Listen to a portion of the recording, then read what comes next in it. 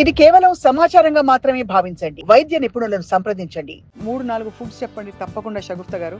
We have to give పిల్లలకి తప్పకుండా ఇవ్వాలని ఏం చెప్తారు? రాగి పిండి, జొన్న పిండి, సజ్జ పిండి, బార్లీ పిండి and most important rajgira seeds. వీటితో పాటు pumpkin, watermelon, sunflower seeds ని పౌడర్ చేసుకుని ఇది కూడా యాడ్ చేసేసారు. ఓహో, అయితే కంప్లీట్ ఫుల్ ప్యాక్. అల్టిమేట్ అసలు న్యూట్రిషన్ అండి. వెజిటబుల్స్ ఏమిటి? ఆకుకూరలు ఏమిటి?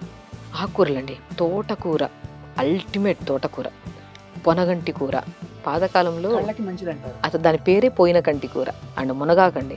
అసలు ఇంకా దాని గురించి సూపర్ ఫుడ్. Super food. అసలు ఇప్పుడున్న లైఫ్ స్టైల్లోనండి అసలు ఏమిటి జరుగుతున్న పొరపాట్లు ఒక 3 చెప్పండి. ఒకటండి, స్లీప్ 100%. ఇప్పుడు నేనేమంటానంటే సన్ స్క్రీన్లో కొన్ని కెమికల్స్ ఉన్నాయని, అది మనం పెట్టుకున్న 2 మినిట్స్ లోపల బాడీలోకి వెళ్ళిపోతుందని కొంతమంది చెప్తారు. మరికొంతమంది డర్మటాలజిస్టులు అందరూ సన్ స్క్రీన్ లేకుండా బయటికే వెళ్ళొద్దంటారు. Sun screen lotion important. ఎప్పుడు మరి అన్హెల్దీగా ఉన్నప్పుడు, మన లైఫ్ స్టైల్ బాగాలేదు, మనం ప్రాపర్ టైంకి తినట్లేదు, స్లీప్ కరెక్ట్ లేదు, ఖచ్చితంగా లోషన్ పెట్టుకొని వెళ్ళండి.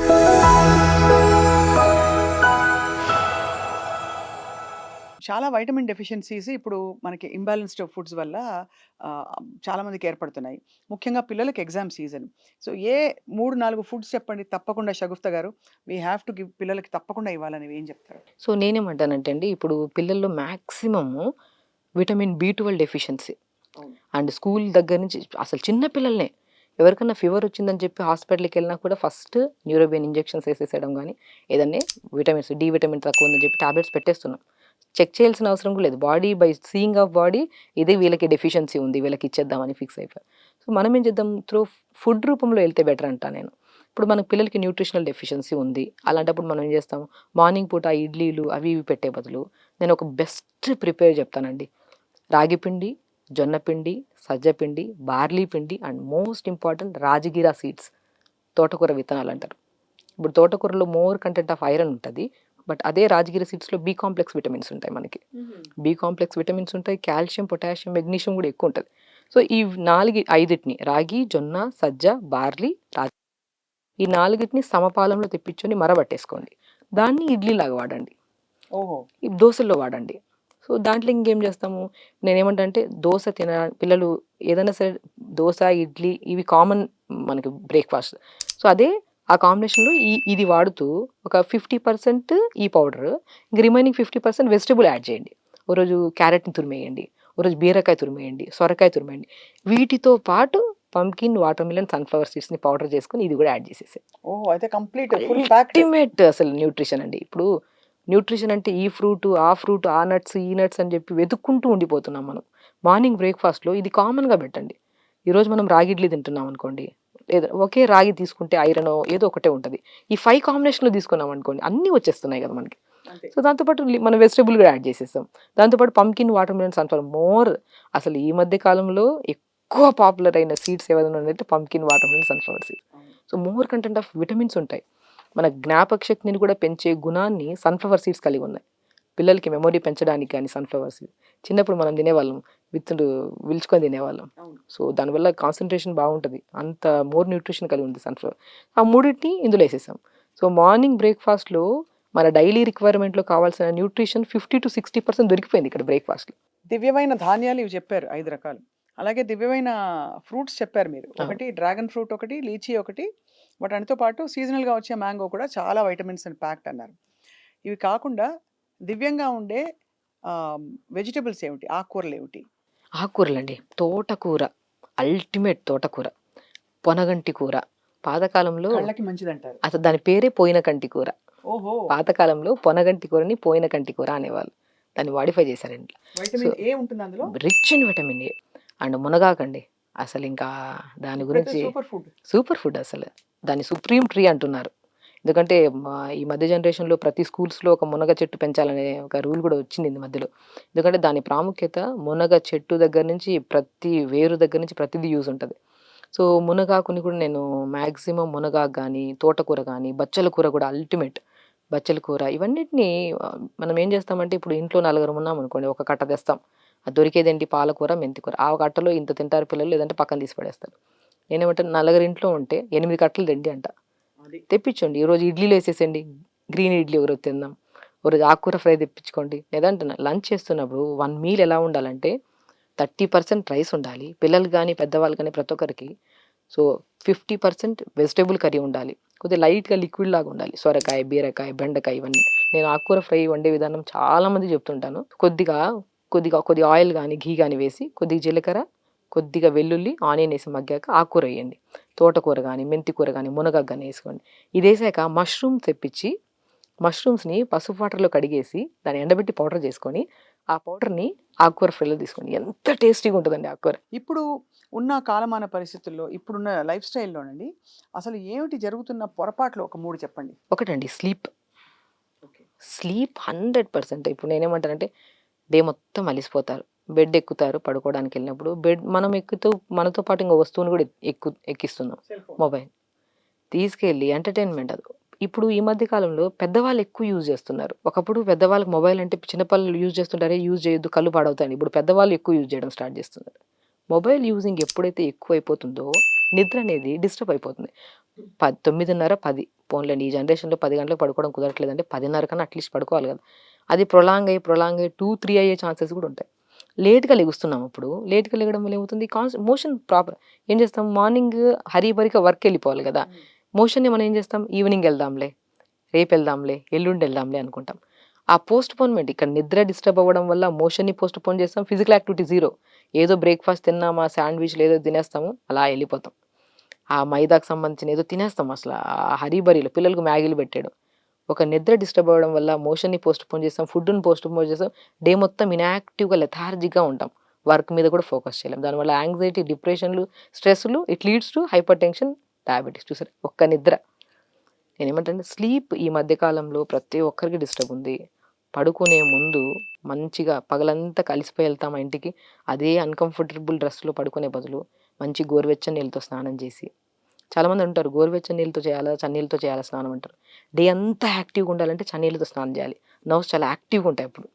పడుకునే ముందు రిలాక్స్ అవ్వడానికి వెళ్తున్నాం కాబట్టి గోరువెచ్చని నీళ్ళతో అందులో ఉప్పేసుకోమంటారు కొంతమంది. ఉప్పు పిడికెడు డిపెండ్స్. మీరు నమ్మరేమో అంటే న్యాచురోపతిలో దానికేమి సైంటిఫిక్ బేసిస్ ఉందో లేదో తెలీదు గానీ సో నేనేమంటంటే ఆ ఉప్పుని బాడీ మీద యేసుకునే బదులు బాడీ వేసుకొని స్నానం చేసి వేడి నీళ్ళలో కాళ్ళు పెట్టుకోండి. ఇంకా నిద్ర బాగొస్తది.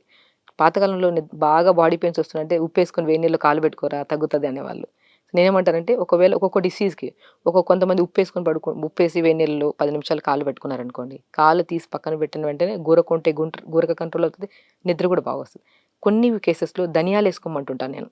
ధనియాలు. ధనియాలు అల్టిమేట్ నిద్రొస్తదండి.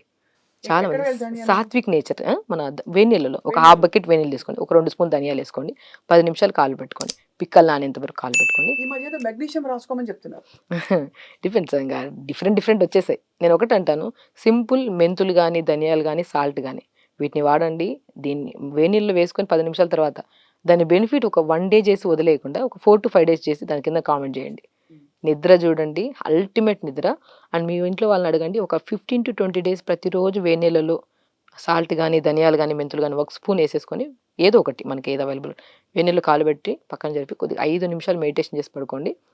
అది చేస్తున్న కొలిది హార్ట్ ఫుడ్ బాత్ నర్వ్ ఎండింగ్స్‌ని స్టిమ్యులేట్ చేస్తది. బాడీ మొత్తం రిలాక్స్ అవుతది.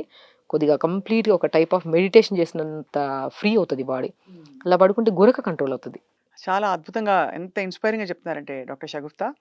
ఇక చర్మ సౌందర్యం అండ్ ముఖ్యంగా సమ్మర్‌లో సన్ స్క్రీన్ వాడకం. అవును. సన్ స్క్రీన్‌లో కొన్ని కెమికల్స్ ఉన్నాయని, అది మనం పెట్టుకున్న 2 మినిట్స్ లోపల బాడీలోకెళ్ళిపోతుందని కొంతమంది చెప్తారు.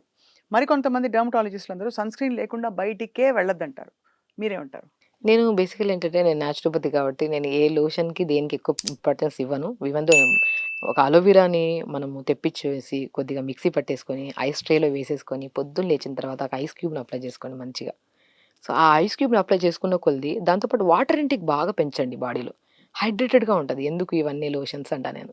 ఇప్పుడు మనకి సన్ సెన్సిటివిటీ ఎక్కువైపోతుంది. అంటే మనం బయటికెళ్ళడం వల్ల ఆ ఎండకి మన శరీరం తట్టుకోలేకపోతుందంటే ఎంత డీహైడ్రేటెడ్‌గా ఉంది మన స్కిన్ అని అంటా నేను. అంతే. అంటే ఇప్పుడు ఏదైనా లోషన్ పెట్టుకోవడం వల్ల అది ప్రొటెక్ట్ చేసుకుంటుంది సన్ స్క్రీన్ లోషన్ ఇంపార్టెంట్. ఎప్పుడు మరి అన్‌హెల్తీగా ఉన్నప్పుడు. అవును. మన లైఫ్ స్టైల్ బాలేదు. మనం ప్రాపర్ టైంకి తినట్లేదు. స్లీప్ కరెక్ట్ లేదు. ఖచ్చితంగా లోషన్ పెట్టుకొని ఎళ్ళండి. సన్ స్క్రీన్ లోషన్ లేకుండా బయటికెళ్ళకండి. మీరు కరెక్ట్ వేలో ఉన్నారు.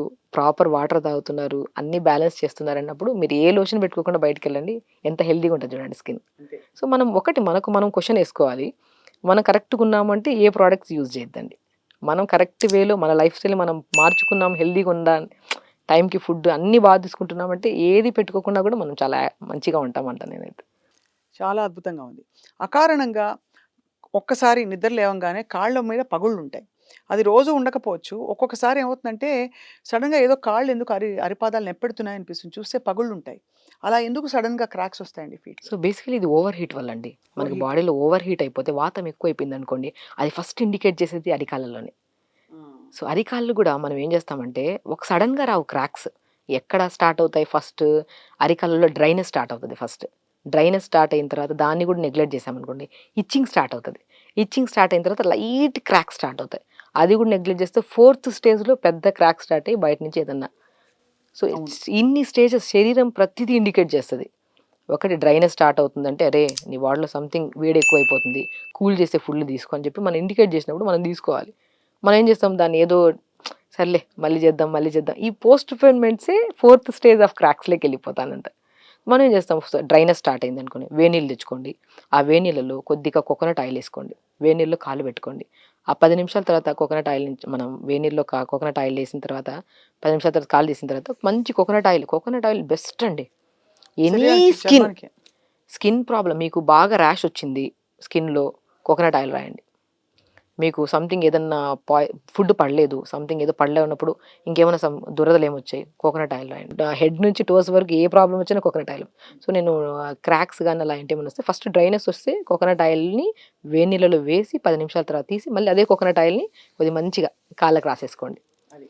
సో అప్పుడు డ్రైనెస్ తగ్గుతది. క్రాక్స్ ఉన్నా ఏదున్నా కూడా మంచిగా మనకి ఇది ఉంటదనమాట. సో, మొత్తానికైతే ఆరోగ్యకరమైన లైఫ్ స్టైల్‌కి ఒకటి మంచి నిద్ర, సరిగ్గా 4 లీటర్ల వాటర్.